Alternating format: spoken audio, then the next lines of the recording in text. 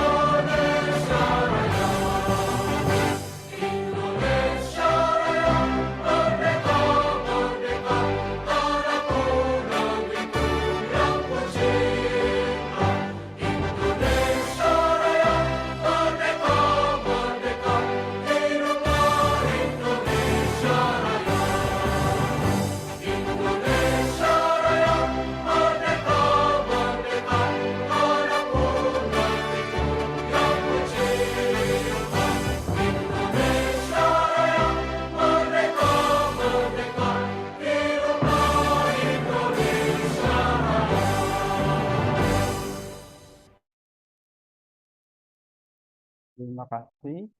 Memasuki agenda selanjutnya yaitu pembacaan profil IJMA oleh Ibu Risa Anandita, SEMAK. Kepada Ibu Risa Anandita, SEMAK, dipersilakan.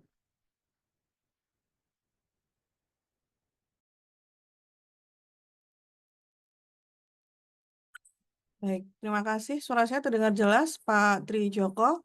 Terdengar, Ibu? Ya. Oke, terima kasih atas waktunya. Dalam kesempatan kali ini, webinar pada pukul 10 hari Sabtu ini, saya diberi kesempatan untuk membacakan profil IJMA, yang mana ini adalah organisasi Ikatan Cendekiawan Muda Akuntansi. Kita memiliki tagline yaitu bersatu, bersinergi, berkolaborasi. Selanjutnya, langsung lanjut. Selanjutnya,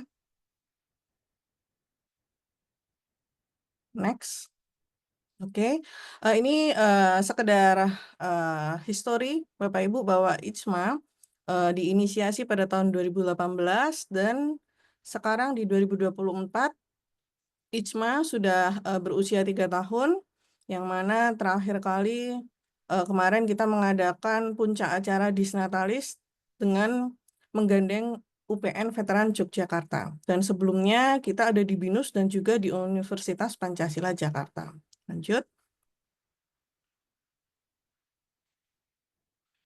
Oke, terkait dengan Ikatan Cendekiawan Muda Akuntansi yang sangat kita banggakan dan sangat kita sayangi, memiliki visi yaitu menjadi organisasi yang mampu mewujudkan generasi dosen muda profesional dan kompeten di bidang akuntansi untuk mengembangkan ide dan inovasi terkini dalam melaksanakan tridharma perguruan tinggi dan mampu melahirkan bibit unggul sebagai generasi penerus bangsa dalam membangun dan memajukan bangsa Indonesia. Next. Nah, oke. Kemudian misi dari Ikatan Cendekiawan Muda Akuntansi adalah satu, memperlengkapi dosen akuntansi dalam pelatihan profesional dosen dalam melaksanakan tridharma perguruan tinggi yang beriman dan bertakwa kepada Tuhan Yang Maha Esa. Dua, memperlengkapi generasi dosen muda akuntansi dalam kemampuan melakukan riset yang unggul dan terkini. Tiga, menyelenggarakan wadah bagi dosen muda akuntansi dalam berkiprah pada kegiatan tridharma perguruan tinggi, jurnal, menulis buku, dan lain-lain. Empat, menyelenggarakan pelatihan dan pemberdayaan sumber daya manusia guna meningkatkan kapabilitas dosen akuntansi. Lima, membangun kerjasama dengan berbagai lembaga dan perusahaan, baik nasional maupun internasional untuk memperlengkapi kapabilitas dosen dalam melakukan kolaborasi riset. Enam, memperlengkapi dosen akuntansi untuk mampu mengembangkan karir.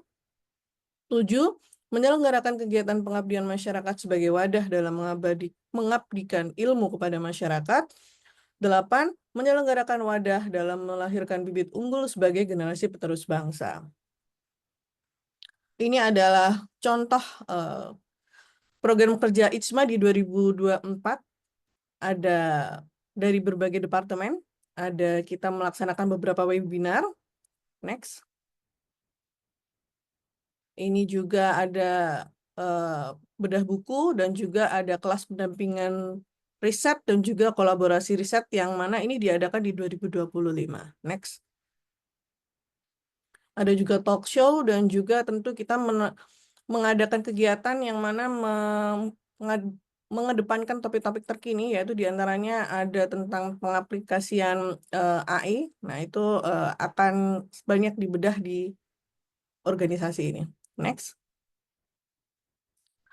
Oke, dan biasanya puncak di acara ICMA di akhir tahun itu ada International Conference, ya. Jadi ada banyak narasumber dari nasional maupun internasional yang mana tentu ada conference juga. Jadi Bapak Ibu silakan bergabung dengan ICMA untuk bisa mengikuti semua kegiatan dari ICMA ini. Next. Untuk ketua, kita ada memiliki ketua yaitu Bapak Raffles Ginting SIMK, yang mana beliau merupakan ketua umum ICMA yang sudah terpilih dari periode pertama hingga tahun ini sampai 2027. Kemudian ada wakil ketua kita dari Bapak Yanuar Nugroho, Ibu Veronica Anantawikrama sebagai sekretaris umum, Bapak Riki Yunisar sebagai sekretaris eksekutif, Bapak Ilham Ramadan sebagai sekretaris 1, Bapak Sandy sebagai sekretaris 2, dan Ibu Ayu Puspita sebagai sekretaris 3, serta ada bendahara kita Ibu Vera dan juga Ibu Ayu Umyana. Next. Ini adalah kepala departemen, jadi ICMA ini memiliki banyak departemen dikarenakan memang kita sangat aktif dan proaktif dalam mengadakan segala kegiatan yang sifatnya adalah menggerakkan dan memotivasi dosen muda akuntansi.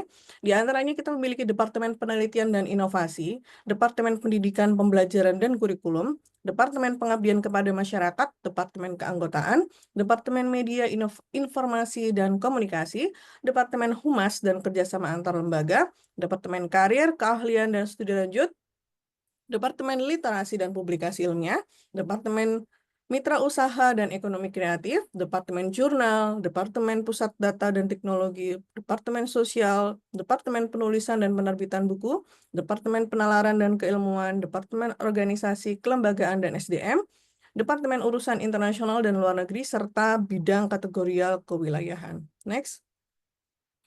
Kita juga memiliki tim Satgas istilahnya ya Bapak Ibu, atau tim kerja khusus Kalau di pemerintahan kita ada utusan khusus, kita ada tim kerja khusus IJMA, yaitu ada Ibu Dr. Lucy sebagai tim kerja bedah buku, kemudian ada Ibu Melani sebagai tim kerja Satgas Pendidikan dan Anti Korupsi, Ibu Yuliana sebagai Satgas PPKS, Ibu Dr. Nurmala sebagai tim pengelola komite etik, dan juga Ibu Wiwit Irawati sebagai tim perencanaan strategis. Next.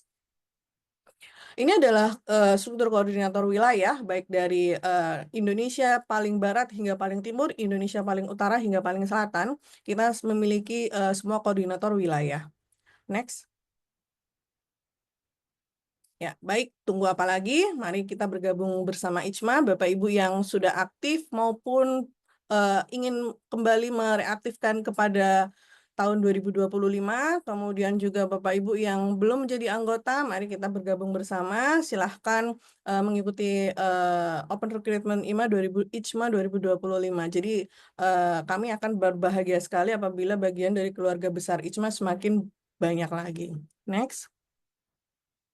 Baik, oke. Ini profil IJMA yang sudah saya bacakan. Semoga dengan yang saya bacakan ini semakin banyak lagi member baru yang akan bergabung dengan kita. Kami tunggu kerjasamanya Bapak Ibu semua.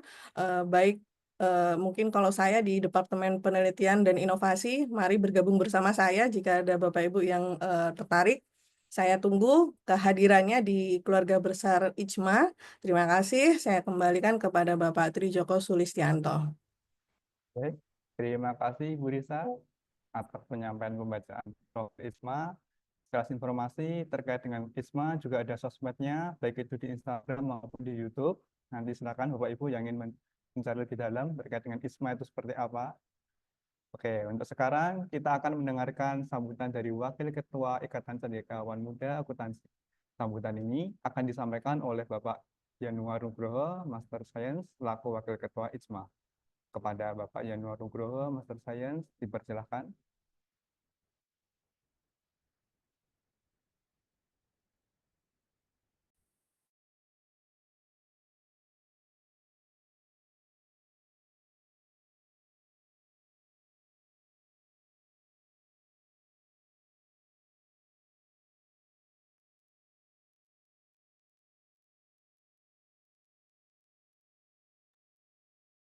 Untuk operator bisa dibantu.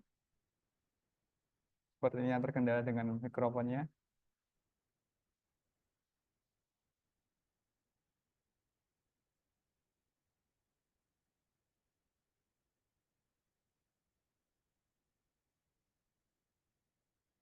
Ibu Mega, bisa dibantu Ibu Mega. Coba sekarang Untuk mikrofon Bapak Januar, bisa di-on-kan.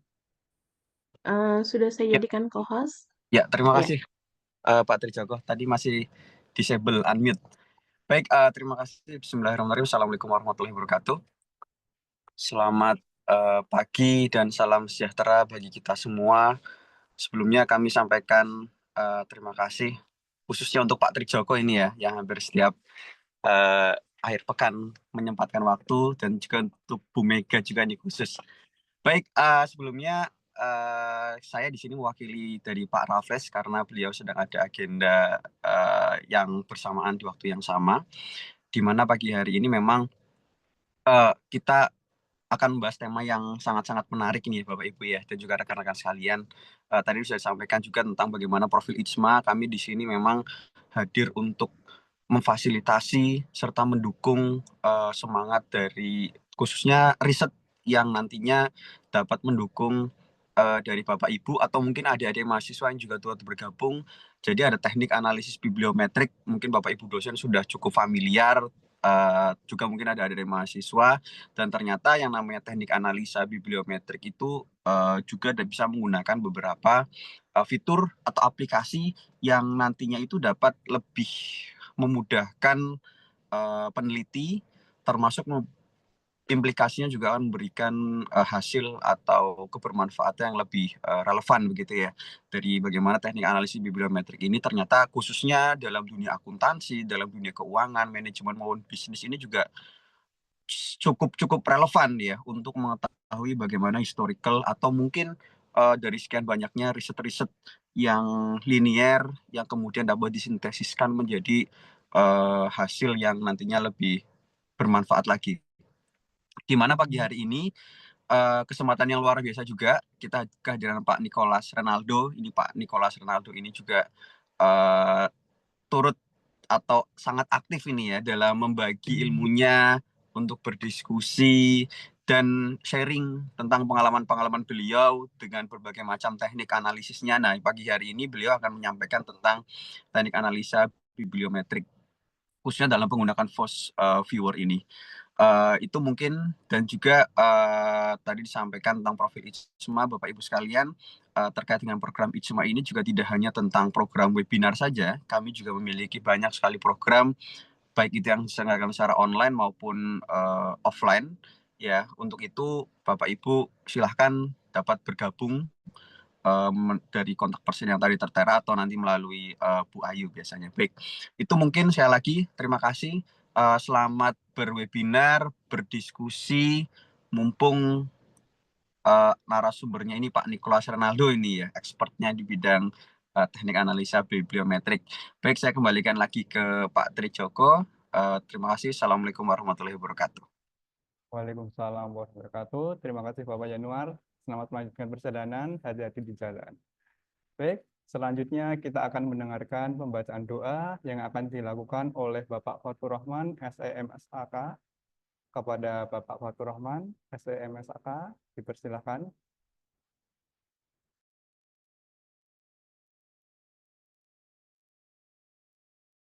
Baik, terima kasih. Assalamualaikum warahmatullahi wabarakatuh. Mohon maaf, saya tidak bisa mengaktifkan video ya, karena masih terkunci kayaknya.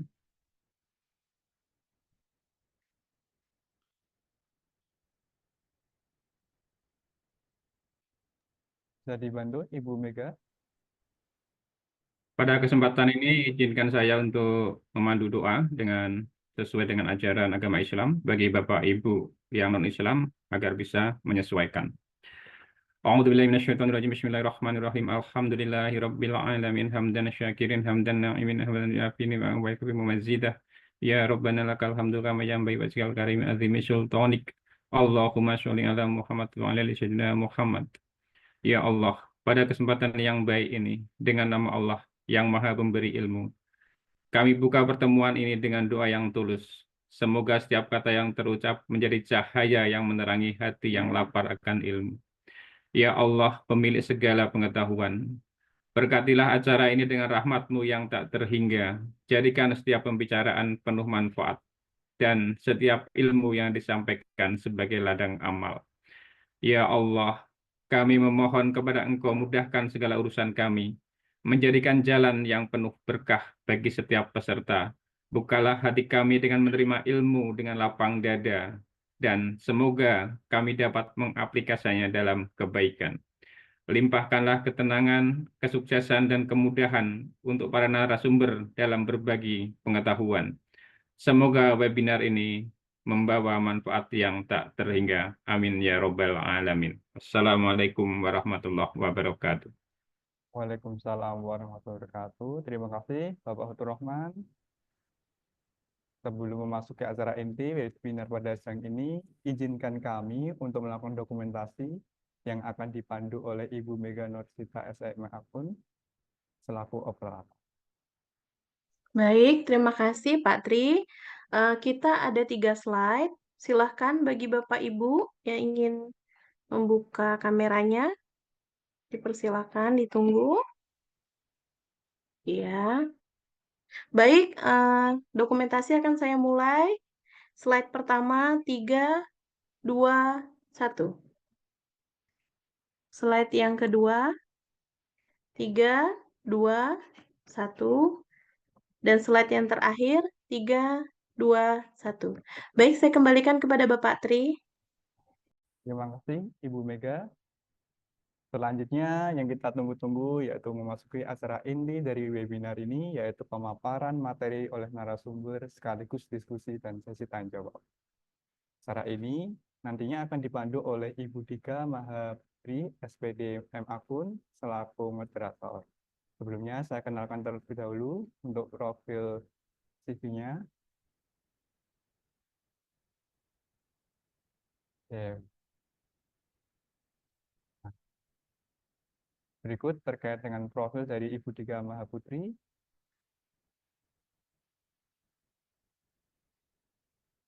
Lulusan dari S1 dari Universitas Negeri Malang, pendidikan akuntansi, untuk S2-nya di Universitas Gadjah Mada tahun 2017. Oke, Ibu Dika sudah siap, Ibu? Ini banyak sekali nih pengalaman beliau nih. Ya, sudah siap Pak Joko. Baik, Ibu Dika, saya persilahkan untuk memandu diskusi kali. Baik, Assalamualaikum warahmatullahi wabarakatuh. Selamat siang Bapak dan Ibu. Pada hari ini, hari Sabtu 8 Februari 2025, kita akan segera melaksanakan diskusi bersama terkait dengan teknik analisa bibliometrik menggunakan Voice Viewer. Untuk pemateri kita pada hari ini ialah Bapak Dr. Nicholas Renaldo, SEMM. Sebelum saya memulai untuk membacakan profil beliau, saya sapa terlebih dahulu. Selamat siang Pak Renaldo, apakah sudah ada di ruangan? Ya, selamat siang Ibu Dika, terima kasih. Terima kasih Pak.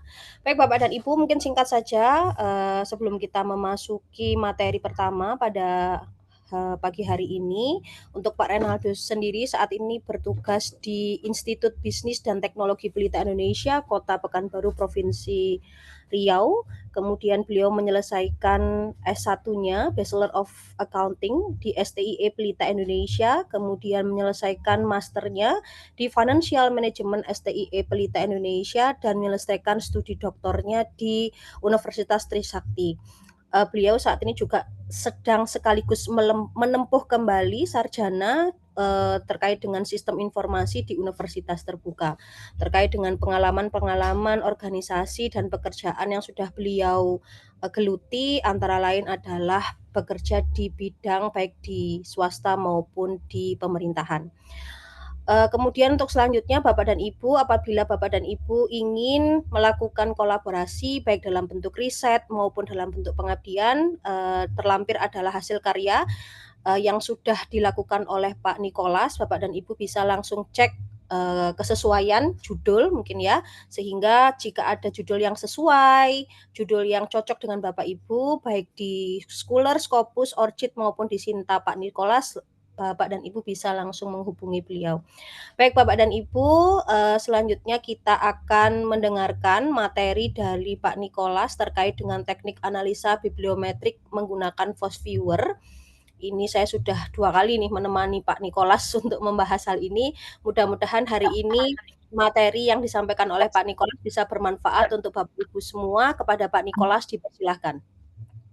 Ya, terima kasih Ibu Dika selaku moderator. Terima kasih juga kepada seluruh panitia Hikmah yang sudah membantu menyelenggarakan acara ini hingga bisa lancar ya.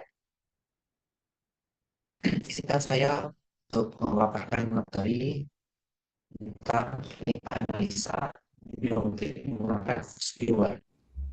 Pak Nicholas, mohon maaf suaranya agak patah-patah Bapak. Coba Bapak mungkin bisa mengulangi lagi Pak.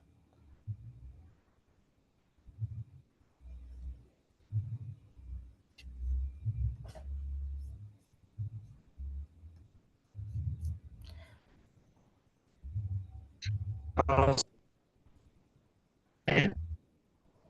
Di saya masih patah-patah. Di Pak Joko bagaimana Pak Joko? Apakah juga sama? Sama, Ibu. Oke. Oke, Nah, yang ini udah lebih jelas saya rasa ya. sudah jelas Pak. Terima kasih Pak Nicholas. Oke, saya izin untuk melanjutkan. Sebenarnya materi ini sudah pernah saya bawakan pada saat di grup mentoring ya. Nah, kita nanti di sini akan lebih banyak praktek ya Bapak Ibu, izin ya. Jadi sebelum kita masuk ke dalam praktek, kita lihat dulu beberapa hal yang harus kita ketahui tentang bibliometrik terlebih dahulu.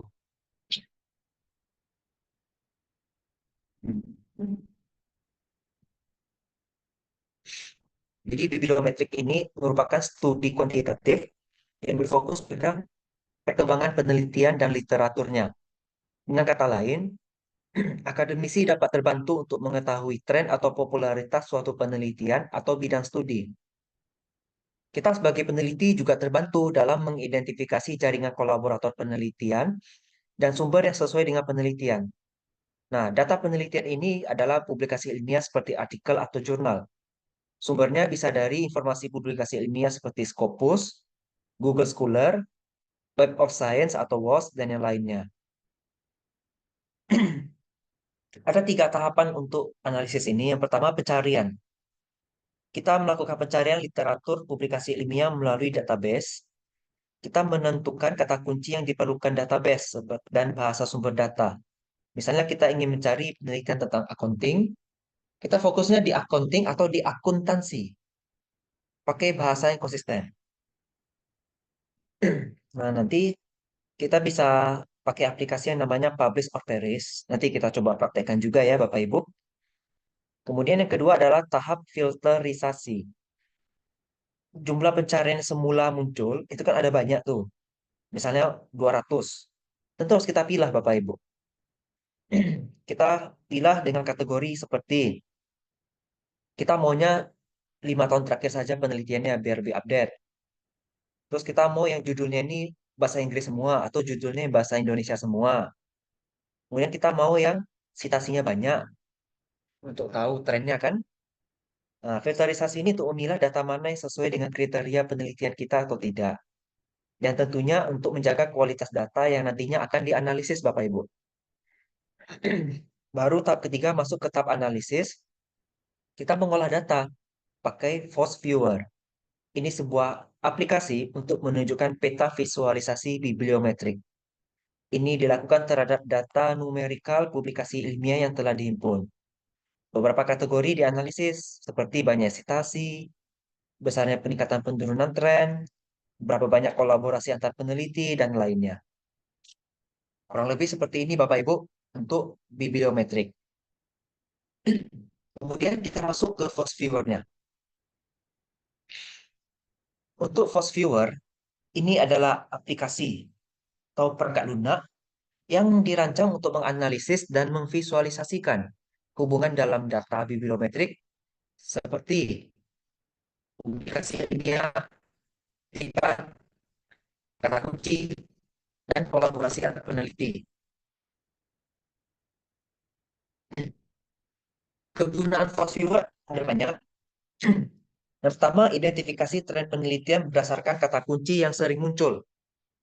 Kemudian menganalisis kolaborasi antar peneliti dengan melihat hubungan co-authorship. Kemudian menentukan jurnal atau artikel yang paling berpengaruh melalui analisis citasi. Membantu menemukan research gap dalam bidang tertentu dengan memetakan hubungan antar topik. Dan memvisualisasikan keterkaitan antar artikel atau jurnal berdasarkan referensi yang digunakan. Nah, ini ada beberapa aplikasi bibliometrik. Yang paling terkenal memang Force Viewer. Jadi Bapak Ibu bisa lihat masing-masing perbedaannya ya. Ini nanti materi akan di-share. Ini saya skip aja ya, karena kita mau fokus di pelatihannya nanti. Kemudian peran pemetaannya. Yang pertama, identifikasi tren dan perkembangan ilmiah. Kita mau mencari topik yang sedang berkembang saat ini. Kalau kita di dosen-dosen akuntansi yang paling berkembang saat ini tentunya akuntansi digital, green accounting, blue accounting, sustainability accounting. Itu yang lagi viral sekarang saat ini. Nah, nanti kalau kita pakai Force Viewer juga nanti bisa nampak itu. Kemudian yang kedua, kita untuk menemukan research gap. Aspek mana yang masih kurang diteliti, Bapak Ibu? Nanti bisa kita lihat dari gambar yang paling jauh nanti posisinya. Nanti kita lihat di gambar, di saat prakteknya. Kemudian membantu dalam penentuan jumlah jurnal yang menjadi target. Jadi kita bisa milih jurnal mana yang cocok untuk penelitian kita. Kemudian meningkatkan kolaborasi penelitian. Kita pakai analisis co-authorship. Kita mau melihat, misalnya peneliti si A ini paling akrab dengan penelitian siapa. Bisa kita cek nanti ya. Kemudian mengukur dampak penelitian. Kita bisa melihat pengaruh karya mereka dibandingkan dengan penelitian lainnya, Bapak Ibu. Kemudian persiapan data. Di sini ada Sumber datanya bisa dari Scopus, Web of Science, dan yang lainnya. Nah, kita nanti untuk ini pakai publish or perish. Nanti kita coba praktekkan. Nah, sembari menunggu, Bapak Ibu boleh download publish or perish dan host viewer-nya, lalu install. Tidak lama, dia hanya sebentar saja bisa langsung. Kalau host viewer itu sebenarnya ketika kita download dalam bentuk WinZip atau WinRAR. Jadi, Bapak Ibu tinggal ekstrak saja.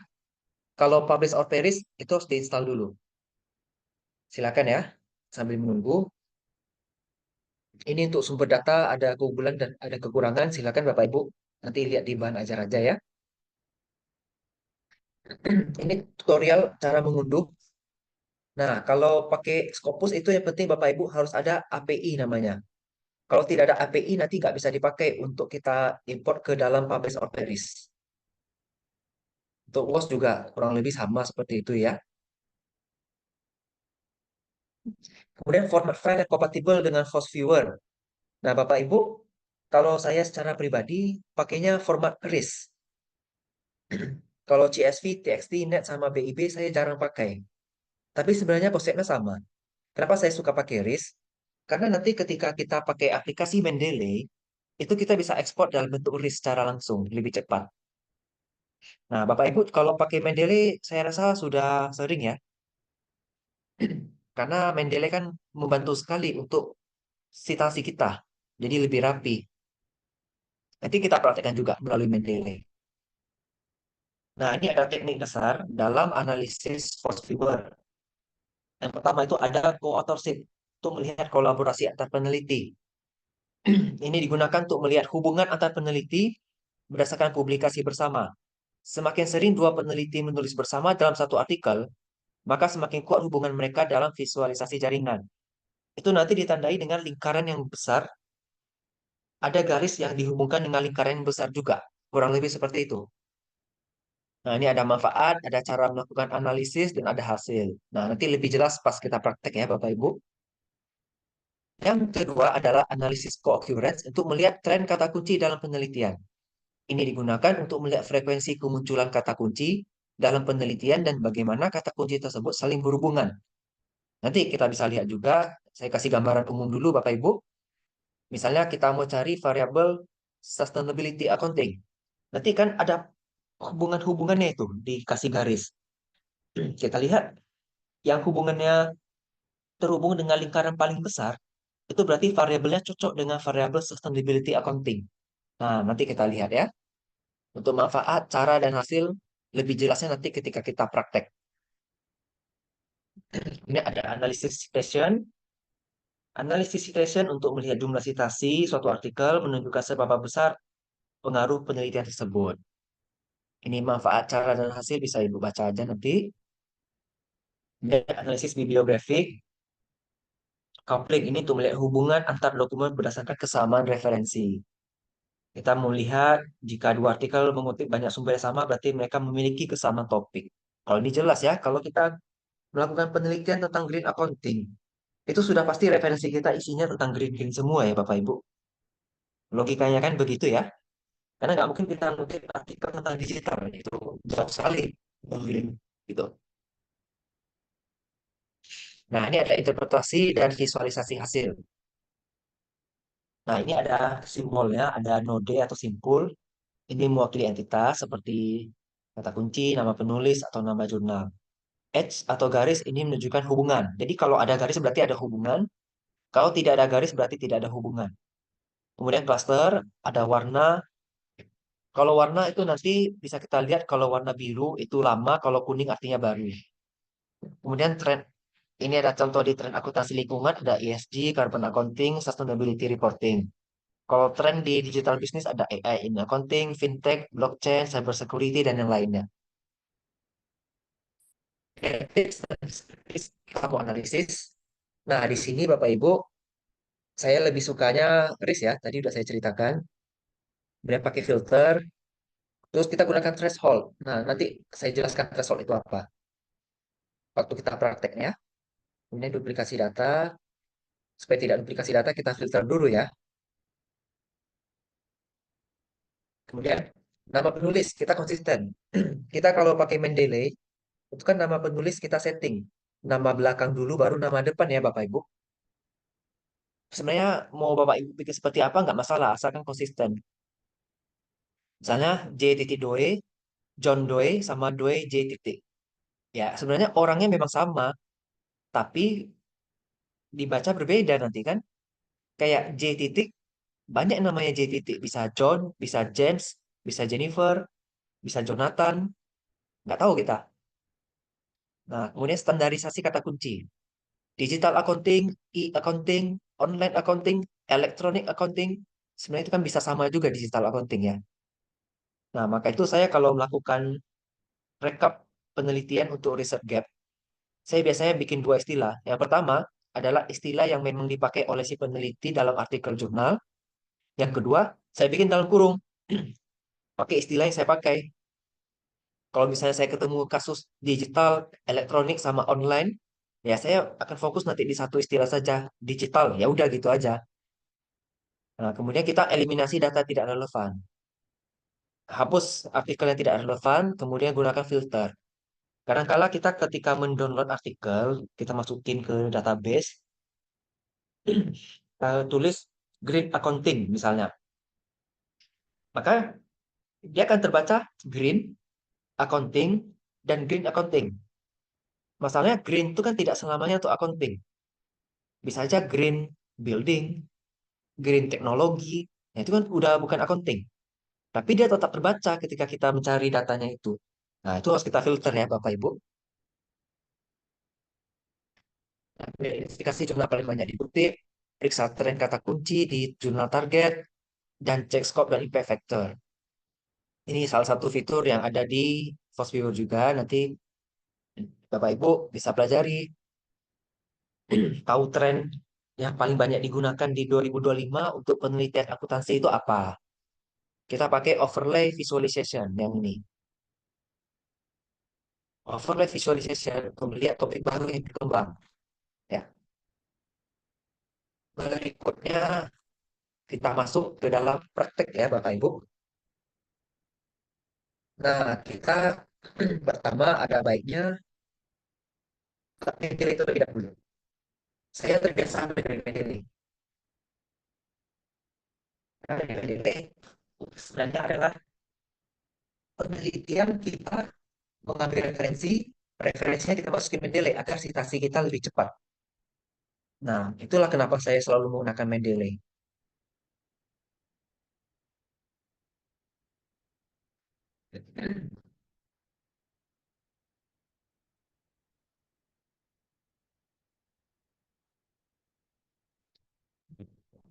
Oke, saya mau izin dulu dengan Ibu kita.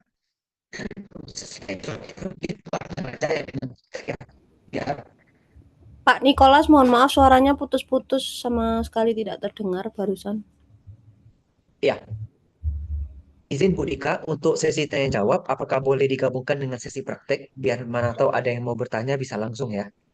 Oh baik, sebenarnya kalau dari rundown yang diberikan oleh panitia, materi dulu baru diskusi Pak, tapi saya rasa dari pengalaman kemarin yang terakhir di mentoring memang lebih efektif kalau langsung bertanya. Jadi saya rasa tidak apa-apa Pak Nikolas. Jadi sebagai informasi juga untuk Bapak Ibu, jika nanti saat Pak Nikolas melaksanakan praktek, harapannya Bapak dan Ibu bisa mengikuti apa yang Pak Nikolas lakukan terkait dengan step-step dan langkah-langkahnya. Untuk linknya, alhamdulillah tadi sudah dibantu oleh Pak Joko untuk link downloadnya. Jadi monggo Bapak dan Ibu bisa mendownload terlebih dahulu sehingga nanti ketika Pak Nikolas menjelaskan bisa mengikuti secara step by step. Karena dari pengalaman terakhir di mentoring, bagi saya pribadi pun FastViewer juga merupakan satu hal yang baru sehingga akan lebih efektif apabila kita mengikuti langkah Pak Nikolas step by step.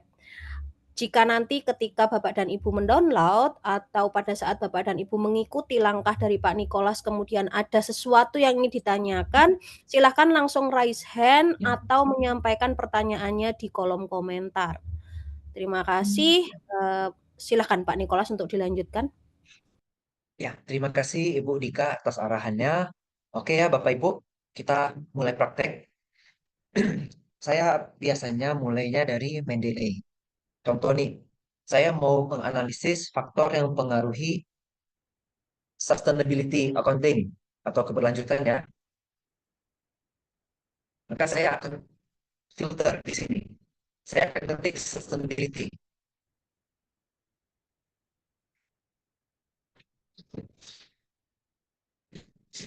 Nah, Pak Ibu bisa lihat di Mendeley sudah terfilter. Jadi semua yang ada kata sustainability akan muncul di sini. Tahap berikutnya adalah saya blok semuanya. Kemudian saya klik kanan. Kita ekspor Bapak Ibu.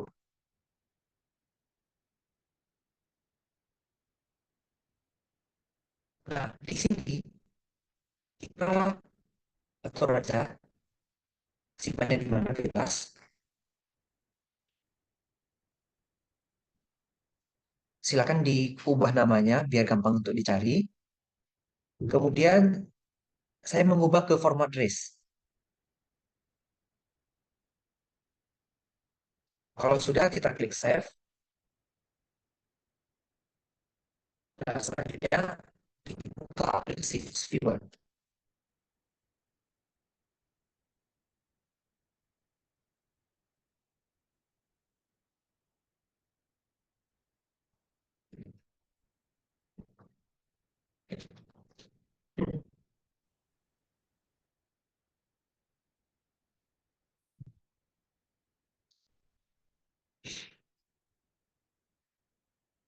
Nah, kalau sudah kita buka, selanjutnya kita ini saya nulis loading nih.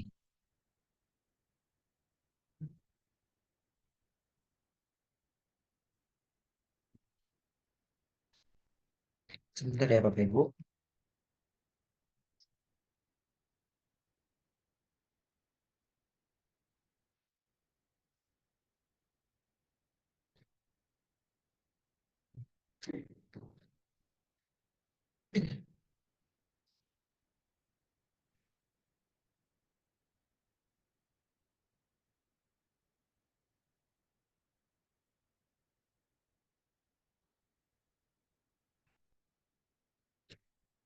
Agak sedikit berat ukuran filenya ini tempat saya.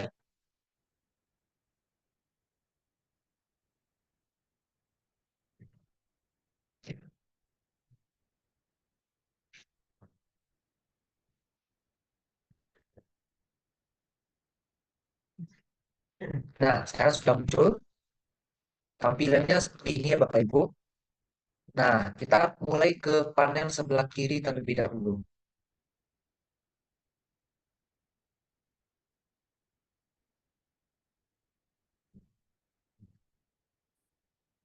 Di sebelah kiri ada tertulis create.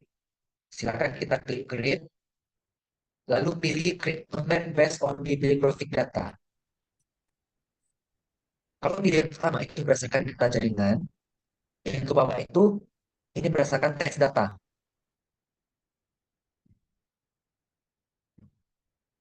Sebenarnya ketiga-tiganya bisa, tapi karena tadi kita pakai format RIS, maka kita pilihnya yang nomor 2 ya Bapak Ibu. Kita klik next. Nah, file kita kan RIS tadi ya. RIS ada di nomor 2. Silakan read data from reference manager files. Kita klik next. Silakan kita masukin file RIS yang sudah tadi kita letak di folder tertentu. Saya tadi buat sustainability. Ini dia. Klik OK. Kita next. Nah, di sini ada muncul dua pilihan Bapak Ibu, co-authorship dan co-occurrence. Kalau co-authorship dia unit analisisnya adalah authors. Co-occurrence unit analisisnya adalah keywords. Kita cek dulu yang co-authorship. Kita klik next di co-authorship. Nah, ini yang namanya threshold. Bapak Ibu bisa lihat, kalau kita pilih ininya 5, maka thresholdnya ada 24. Kalau kita naikin, thresholdnya malah turun. Naikin lagi, thresholdnya makin turun. Tapi kalau auto kita kurangi, thresholdnya naik. Nah, host viewer standarnya angkanya 5. Tidak apa-apa, kita tes dulu ya 5-nya. Kita next. Finish. kita aliskan aja. Karena kadang tidak baik semua ya. Nah, Bapak Ibu bisa lihat di panggilan ini ada seperti jaring laba-laba ya. Karena ini dari Mendeley saya, otomatis penelitian saya lebih banyak kan. Makanya nama Nicholas Fernando di sini bulatannya paling besar. Berarti di dalam database saya, orang yang paling rajin meneliti tentang sustainability adalah saya, Nicholas Fernando. Kemudian Bapak Ibu bisa lihat, ketika saya mengarahkan kursor saya ke nama saya, itu ada beberapa nama yang ikut nyala ya. Contoh, di sini yang lingkarannya paling besar ya, ada Junaidi, Asmat Tafib. Ini dosen saya. Kami satu tim teaching. Ya, beliau orang baik juga. Nanti bisa belajar juga dengan beliau ya. Beliau bergabung di Ikatan Cendekiawan Muslim Indonesia. Nah, jadi kalau untuk koneksi, untuk paper, lumayan lah, bagus ini. Kemudian, lagi di nama saya, lingkaran besar berikutnya ada di nama Pak Suharjo, ini rekan saya. Ini Pak Sudarno, ini dosen saya, baik orangnya. Lalu ada Pak Sugiono, ada Ivon Agustin, ini dosen co-promotor saya waktu kuliah S3. Ini ada Kristi Veronica, ini adik saya. Nah, jadi orang-orang yang lingkaran yang gede itu adalah orang yang sering melakukan penelitian dengan saya. Semakin dekat lingkarannya ke lingkaran saya, berarti semakin banyak penelitian yang dekat dengan saya. Semakin jauh namanya dari lingkaran saya, berarti sedikit penelitian yang kolaborasi dengan saya. Seperti itu ya Bapak Ibu. Ini untuk membaca yang co-authorship. Kemudian, Bapak Ibu kan bisa lihat juga di sini ada overlay visualization. Kita arahkan ke sini. Ini sesuai arahan tadi di PPT. Kalau warna kuning berarti baru, kalau warna biru berarti sudah agak lama. Nah, orang-orang yang meneliti tentang sustainability accounting yang di beberapa tahun terakhir ini adalah yang berwarna kuning. Berarti Bapak Ibu bisa lihat di sisi kanan atas. Kemudian yang di sisi kiri bawah itu berarti orang-orang yang sudah lebih dulu melakukan penelitian tentang sustainability accounting. Seperti itu ya. Kemudian di sini ada density visualization. Orang yang paling banyak melakukan penelitian di sustainability accounting adalah yang paling terang warnanya. Dalam hal ini saya. Gitu. Nah, sampai di sini dulu ya. Bapak Ibu, ada yang mau bertanya?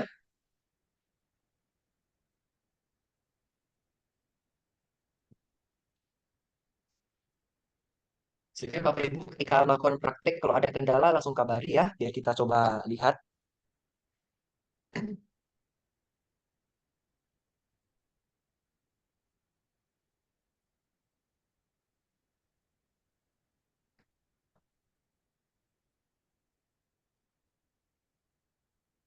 Tidak ada ya? Oke, tidak masalah. Nanti kita coba lihat lagi di praktek berikutnya. Saya klik lagi bagian create. Saya next. Next. Next lagi masih pakai file yang sama ya. Saya next lagi. Saya mau menurunkan thresholdnya, berarti saya naikin. Saya klik next. Next. Finish. Ini jadi lebih sedikit lagi orangnya. Dan ini memang orang-orang yang memang banyak penelitian dengan saya. Gitu. Dan gambarnya pun jadi lebih simple. Kalau yang ini kan banyak sekali. Kayak jaring laba-laba ruwetnya ya. Kemudian kita coba create lagi. Kita nextkan terus. Kita pilih co-occurrence. Co-occurrence itu mensortir berdasarkan keywords. Kita klik next.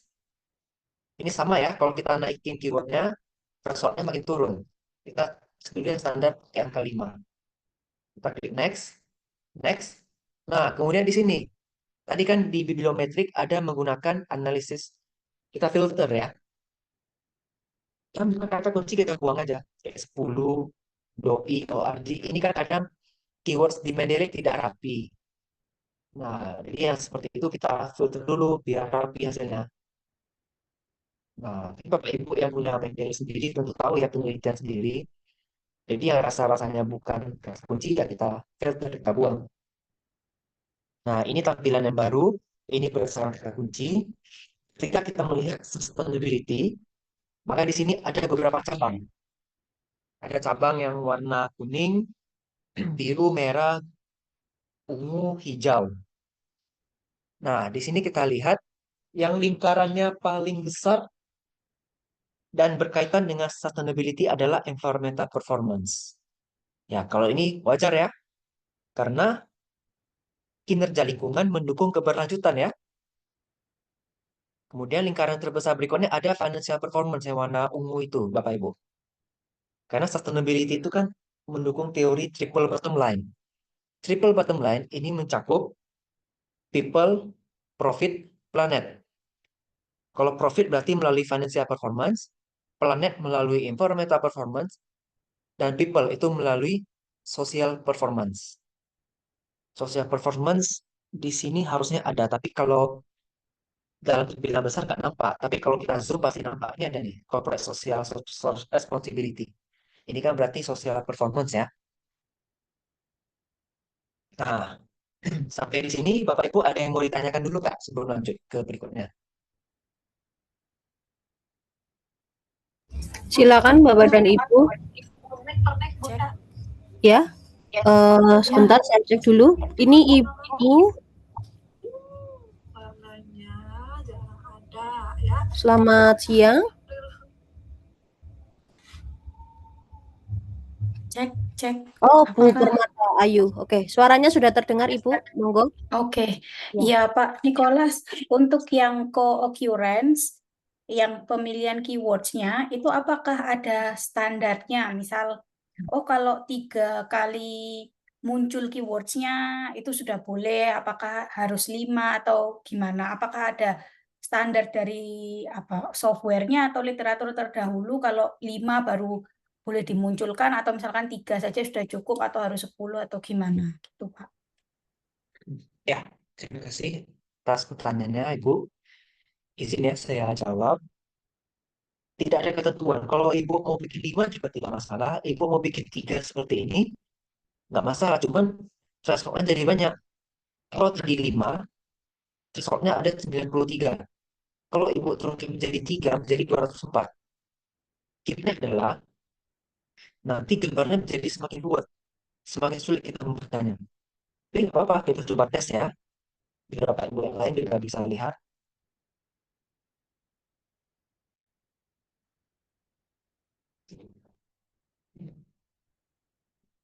Nah, Bapak Ibu bisa lihat gambarnya jadi semakin rumit. Kita mau baca pun susah. Kayak gini, misalnya saya katakan di sustainability. Ini kita lingkungan ini. Banyak kali bulan yang didapatkan. Kalau mau sih kita zoom ke sana terus. Cuman saya ini kan sustainability. Izin Pak Nikolas tidak terdengar. Bu Permata, apakah bisa mendengar suara Pak Nikolas? Putus-putus juga. Oke, baik.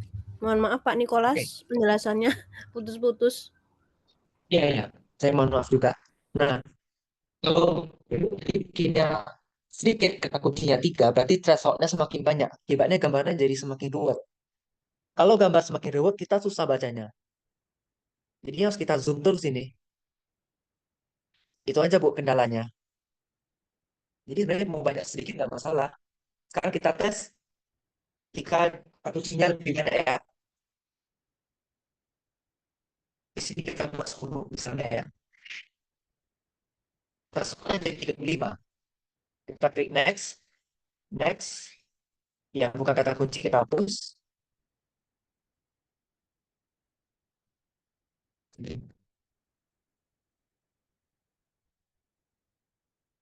Nah, gambarnya sekarang yang tampil jadi lebih simpel Bapak Ibu. Kita pun bacanya enak. Sustainability. Apa aja yang berkaitan variabelnya dengan sustainability? Berarti ada financial performance, environmental performance, digital transformation, justice and strong institution, quality education, dan lainnya. Jadi tergantung selera kita aja ya Bapak Ibu. Tergantung kebutuhan kita juga. Nah, kalau selanjutnya kita lihat overlay-nya, berarti yang kuning semakin baru, yang biru berarti semakin lama. Kalau kita lihat density-nya, berarti yang paling cerah kita lihat ya. Paling cerah di informasi ini, banyak orang lebih tinggi artinya. Seperti itu ya Bapak Ibu. Nah, kita coba lagi praktek yang lain. Saya coba create, kita klik next lagi. Saya ada nyiapin beberapa data juga ya. Ini khusus penelitian ya, senam saya. Kita klik go auto save, langsung aja kita klik next. Jadi karena ini penelitian saya semua, jadi ya tentu nama saya paling besar ya. Dan bisa kita lihat di sini, nama saya paling dekat dengan nama Ahmad Taufik Junaidi. Ya, ini kan tim teaching juga, dosen saya juga. Pak Sundarno, orang baik. Ini pintar juga nih. Kemudian ada Pak Suyuno, ada Pak Sojo. Ini teman-teman kuliah doktoral juga ya. Nah, cuma ada satu kendala yang sering ditemui Bapak Ibu. Ketika Bapak Ibu menulis nama untuk yang hanya satu kata, seperti contohnya Pak Sundarno. Nanti ada juga terbaca yang di atas ini Bapak Ibu. Sundarno, Sudarno. Suharjo, Suharjo. Padahal di sini ada lagi Suharjo. Padahal namanya sama. Cecilia, Cecilia, Cecilia. Jarizal, Jarizal. Nanti ada lagi namanya Jarizal aja. Nah, itu nanti Bapak Ibu harus konsisten ya. Kalau saya berhubung belum sempat rapikan semua. Tapi setidaknya gambaran umumnya sudah ada. Nah, kalau mau lebih rapi nanti kan tentu yang nama Suharjo dan Suharjo, Suharjo ini harus digabung ya. Kemudian overlay. Ini bisa kita lihat yang paling banyak aktif melakukan penelitian itu yang warna kuning ini berarti. Yang biru berarti masih agak jarang. Kemudian kalau density yang paling cerah, saya tentunya, karena memang punya saya database-nya ya. Nah, ini contoh kalau kita pakai database dari Mendeley. Kemudian kita akan coba praktekkan pakai publish overlays.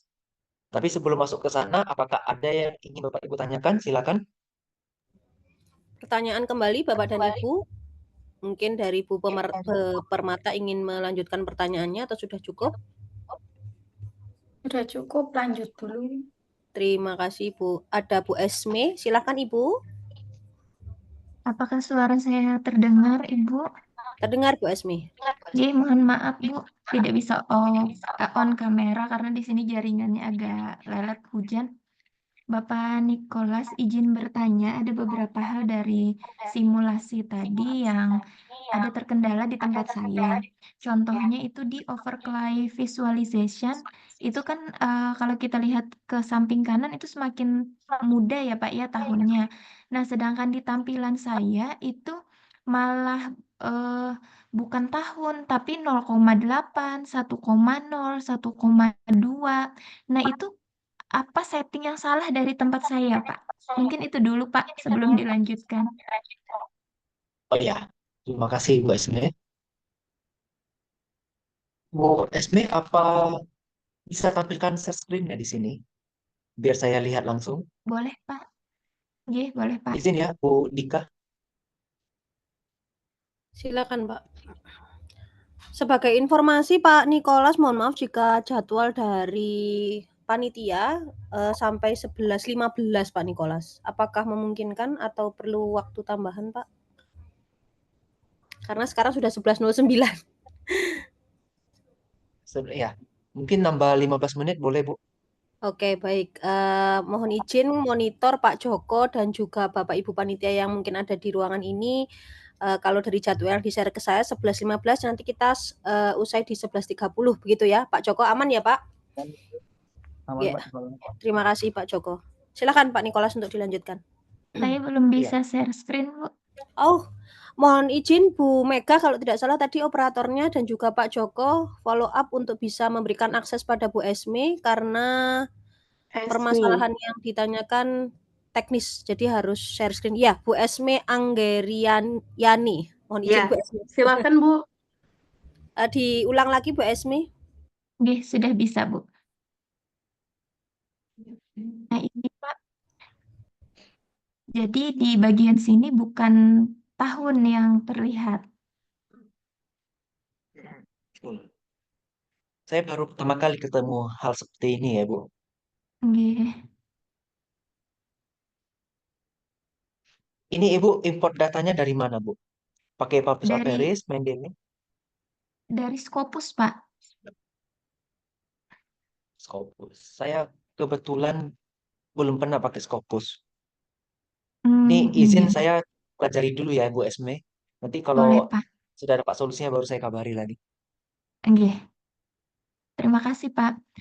Iya, Apakah sama-sama. boleh dilanjutkan, Pak, pertanyaannya? Silakan Bu Esme, lanjut saja. Nggak Oke. apa-apa. Kita Kalau masih misal 15 menit tadi lagi. kan threshold-nya kita bisa setting 3, 4, 5, dan seterusnya. Kalau misalnya nanti ternyata kita lupa mendokumentasikan threshold kita itu berapa, apakah masih bisa kita cek tidak dengan mengulang menyeting threshold-nya, Pak? Apakah bisa dilihat di misalnya riwayatnya atau di mana di menu post viewers ini? Oh, setahu saya Ibu nanti kliknya di bagian create lagi. Oh, nggih. Klik Berarti bagian create, diulang nanti nggih, next, Pak? next, next saja. Iya, ngulang, Bu. Oh, nggih, nggih. Nggih. Demikian, terima kasih banyak, Bapak. Terima kasih Bu Esme. Silakan Pak Nikolas untuk dilanjutkan.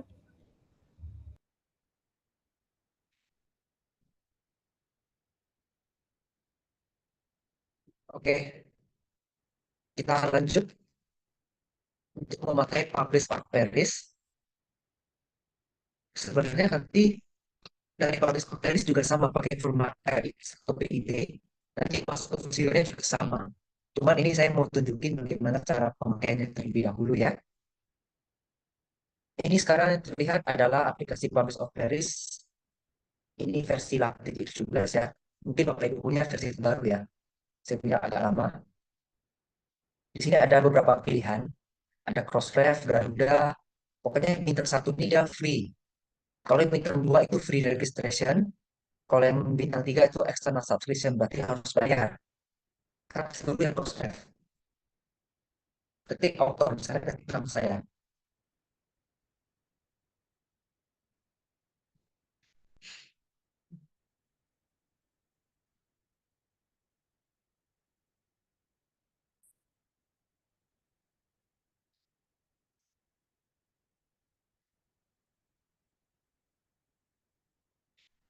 Oke, supaya tidak nunggu lama, saya langsung cancel aja.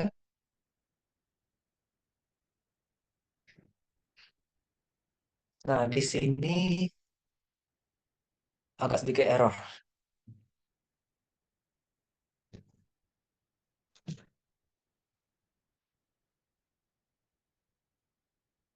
Nah, jadi di sini kan sudah muncul nih nama-nama penelitian yang atas nama saya.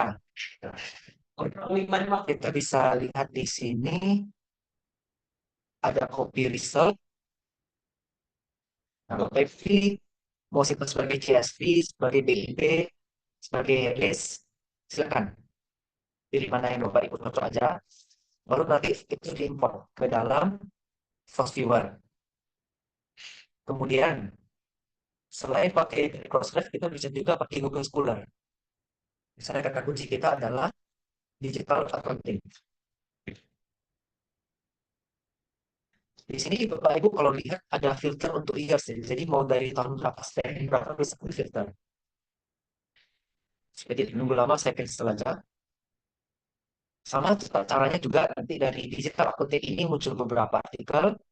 Silakan Bapak Ibu ini save result atau copy result sebagai RIS, CSV atau BibTeX. Nanti baru diimport ke dalam si portfolio-nya. Kemudian ada juga Bapak Ibu bisa ambil dari Scopus ya. Nah, Scopus itu nanti awalnya akan perlu minta API namanya. Kalau tidak ada API, maka is done. Nah, jika minta API, saya tunjukin. Pertama, kita buka dulu web browser. Di sini browsernya kita masukin Scopus. Di Scopus bagian bawahnya, ada nanti teknik API.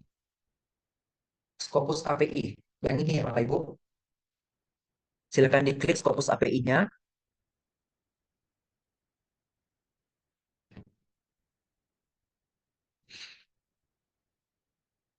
Nah, Bapak Ibu klik sebelah kiri ada tertulis I want an API key. Ini diklik, terus dia minta sign in. Silakan Bapak Ibu sign in.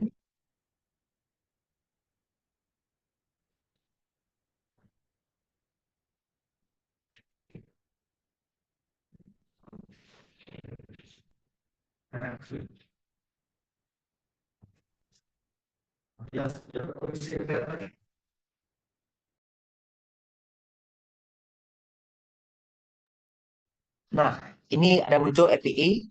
Nanti API-nya Bapak Ibu copy, lalu nanti masukin ke box Aperisnya karena dia biasanya saat register pertama dia akan minta.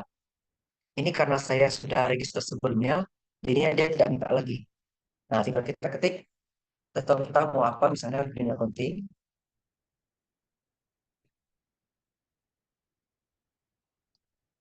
Nah, inilah muncul penelitian-penelitian yang berkaitan dengan dunia accounting. Nanti Bapak Ibu silakan ekspor.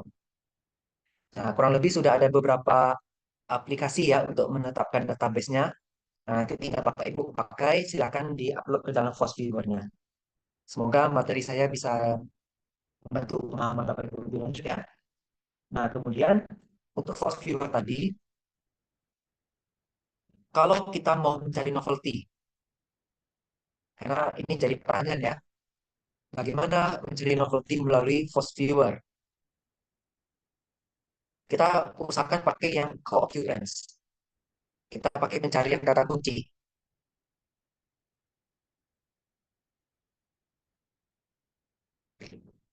Artinya kita mau mencari variabel yang paling bagus atau yang paling cocok.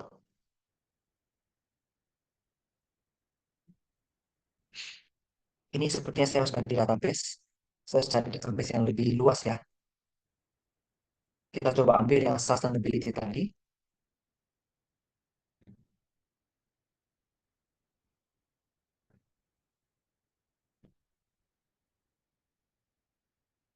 Jadi Bapak Ibu yang sedang kuliah S3, coba pakai aplikasi ini.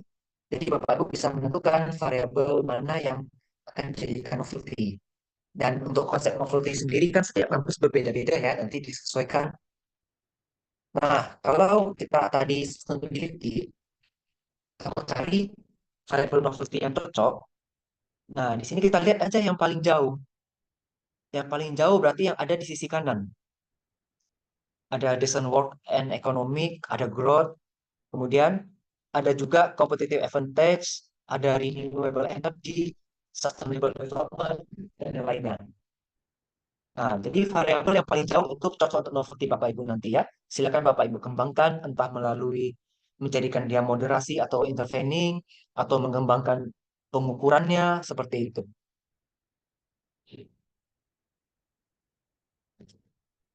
Oke, saya rasa cukup Bu Dika untuk pemaparan ini. Masih ada 12 menit lagi. Baik, terima kasih Pak Nikolas atas pemaparannya. Bapak dan Ibu silahkan jika masih ada pertanyaan yang ingin ditanyakan terkait dengan Force Viewer, bagaimana teknis Force Viewer dan hal-hal yang sudah Bapak dan Ibu praktekkan barusan bersama Pak Nikolas. Terkait dengan kontak Pak Nikolas, nanti mungkin panitia bisa membantu ya. Ini karena di kolom komentar ada yang bertanya terkait dengan kontak Bapak. Ada pertanyaan Pak, cara mengcopy gambar Force Viewer ke halaman editing Microsoft Word seperti apa? Di kolom komentar Pak Nikolas. Ah, ya. Kalau mengcopy, bisa share screen lagi ya.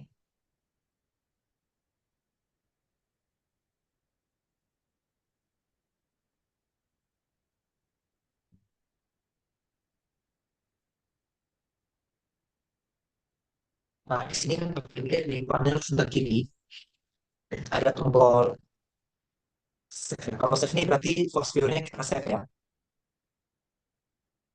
Ya, tombol save dalam bentuk Google Drive, Dropbox atau OneDrive. Nah, ini ada screenshot. Silakan Bapak Ibu pilih ini. Nanti akan di-save dalam bentuk gambar. Seperti itu ya.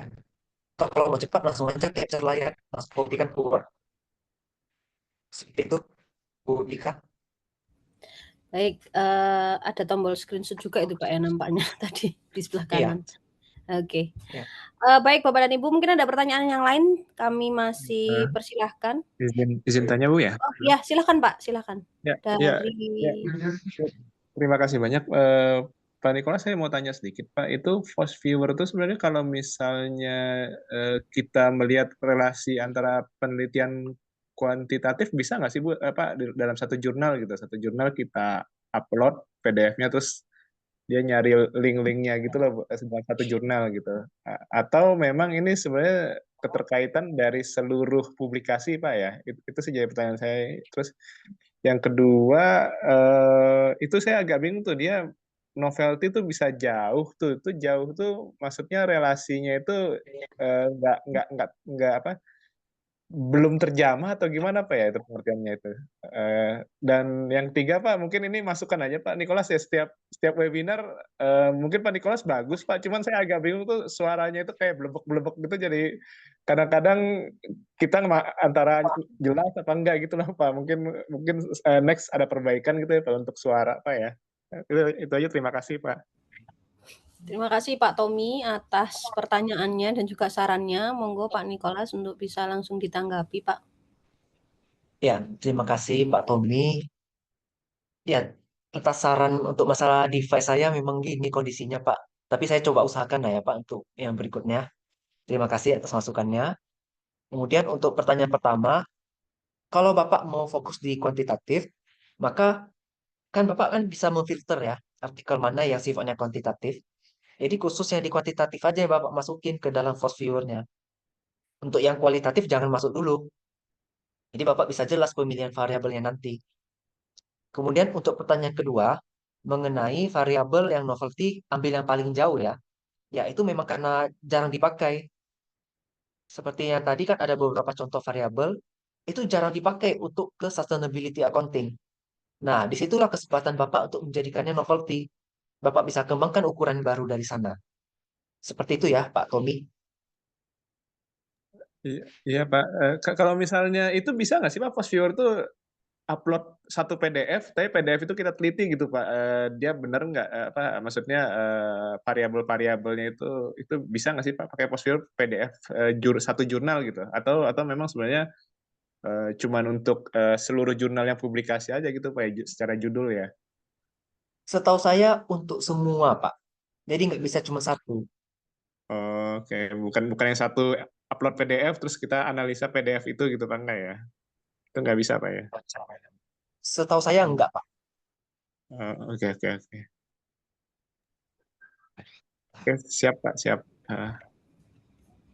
Terima kasih Pak Tommy dan juga Pak Nikolas. Tapi sebenarnya kalau lagi nggak share screen aman kok Pak Nikolas. Kayak waktu sesi tanya jawab gini jernih dan lancar sekali suaranya Pak Nikolas. Jadi mungkin permasalahannya hanya pada waktu share screen seperti tadi mungkin Pak. Kalau gini sih aman aja, nggak ada kendala. Baik Bapak dan Ibu, mungkin ada yang ingin ditanyakan lagi terkait dengan teknik force viewer. Kalau mungkin sedikit dari yang saya sudah bersama Pak Nikolas, belajar dari Pak Nikolas, memang ini arahnya lebih terkait dengan mass information ya, jadi data dalam jumlah banyak begitu. Kalau tadi Bapak dan Ibu sempat memperhatikan, kemarin sih saya sudah sampaikan ke Pak Nikolas juga, karena saya pengguna Mendeley, database-nya Pak Nikolas tadi sampai lama sekali loading-nya karena begitu banyak. Jadi kalau kemarin dari sesi mentoring ya memang kita harus punya database yang oke juga agar hasilnya di force viewer ini oke. Pak ada satu mungkin ya. Boleh tanya lagi nggak? Oh maaf 1, 2 kok 3. Pak mohon bisa diulangi kembali terkait API case Scopus, penggunaannya seperti apa saat digunakan di Harzings Publish or Perish tadi karena tadi putus-putus. Begitu. Monggo Pak Nikolas. Ya, Untuk Bu terima kasih. Purnama, share rekamannya tadi sudah dibantu Pak Joko. Mungkin Pak Joko bisa replay lagi. Kayaknya tadi sudah ada di YouTube ya Pak Joko ya. Sudah Pak Joko berikan linknya. Ya, monggo. Silakan Pak Nikolas untuk yang APA Scopus. Ya, terima kasih Ibu Dika. Untuk APA Scopus, masuk dulu ke website Scopus. Ini di awalnya, kemudian di bagian bawah sebelah kiri ada tertulis Scopus APA. Silakan Bapak Ibu pilih. Di sini akan kita login. Jadi Ibu login dulu. Kalau sudah login, nanti tampilannya akan seperti ini. Silakan kita lihat ada tulisan I want an API key. Ini kita klik. Nah, nanti bisa klik API key. Kalau itu sudah kita ambil, kalau enggak kita tinggal buat aja. Buatnya gampang kok. Kasih label sama kasih URL. Salah satu contoh jurnal Scopusnya. Nanti kita geser ke bawah lalu kita submit. Yang ini agree-nya sebentar aja. Nah, seperti itu ya Bapak Ibu untuk API key.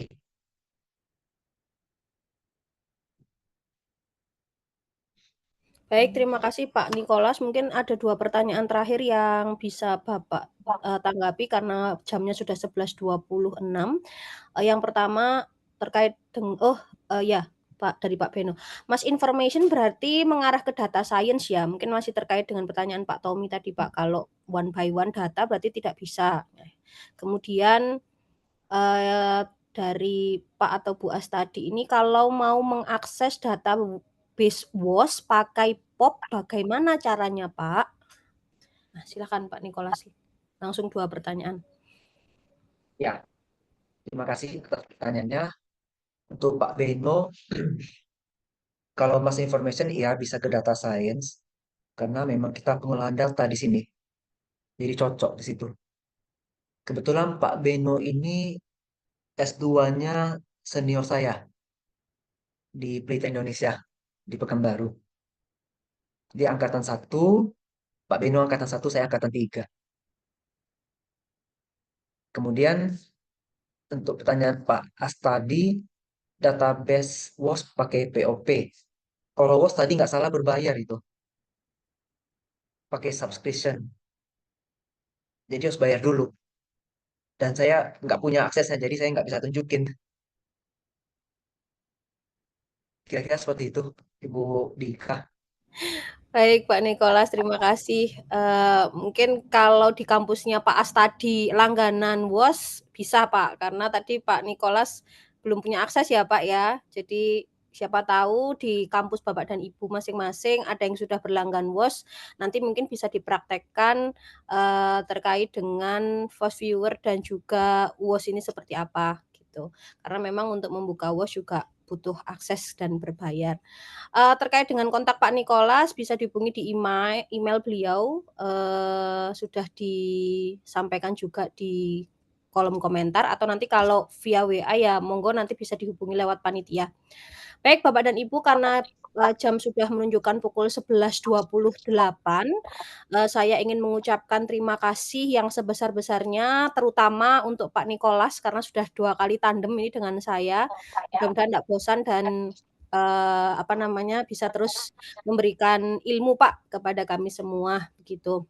Kepada Pak Nikolas, alhamdulillah hari ini saya juga masih terus banyak belajar, mendapatkan banyak manfaat dari apa yang sudah Bapak sampaikan. Sebelum saya akhiri, saya persilakan kepada Pak Nikolas untuk bisa memberikan closing statement. Silahkan Pak. Ya, terima kasih. Jadi kepada Bapak Ibu, kalau ingin melakukan penelitian, mau terbit penelitian di fokus pada saat ini, itu harus ada novelty ya Bapak Ibu. Nah, salah satu kunci untuk mendapatkan novelty itu mencari variabel. Mencari variabel yang bisa menjadi novelty bisa menggunakan Fast Viewer seperti tata cara yang sudah kita cari variabel yang paling jauh dari variabel utama. Kita kembangkan indikatornya, kembangkan dimensinya, kembangkan pengukurannya. Semoga dengan adanya hal tersebut bisa membantu Bapak Ibu untuk meningkatkan kualitas publikasi sehingga bisa tembus ke Scopus. Kurang lebih seperti itu, Bu Dika. Terima kasih. Terima kasih banyak Pak Nikolas atas closing statement-nya. Demikian Bapak dan Ibu hadirin yang saya hormati. Terima kasih atas atensi yang telah diberikan dalam diskusi siang hari ini. Mohon maaf apabila terdapat kesalahan dan kekurangan, baik yang disengaja maupun tidak dari saya selaku moderator.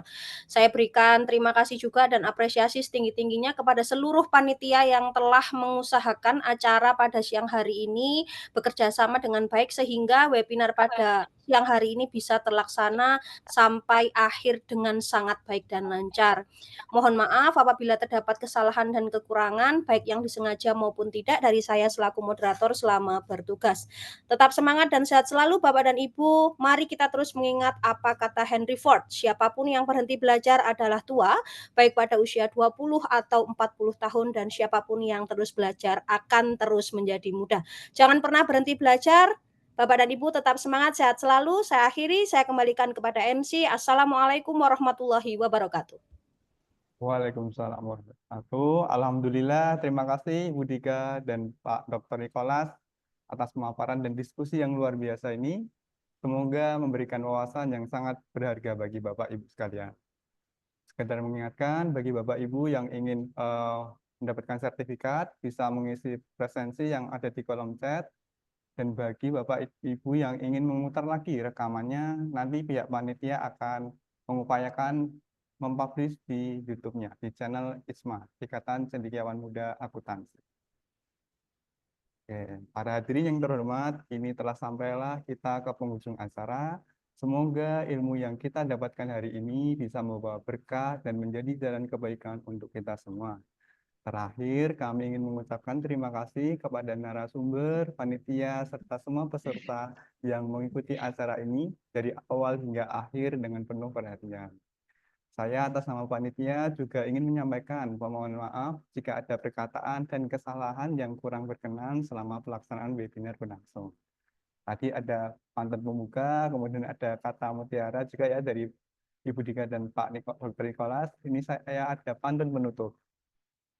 Menanam padi bersama petani. Rezeki banyak, orang baik hati. Saya tutup webinar kali ini, semoga bisa memberi arti. Akhir kata, wassalamualaikum warahmatullahi wabarakatuh. Warahmatullahi wabarakatuh.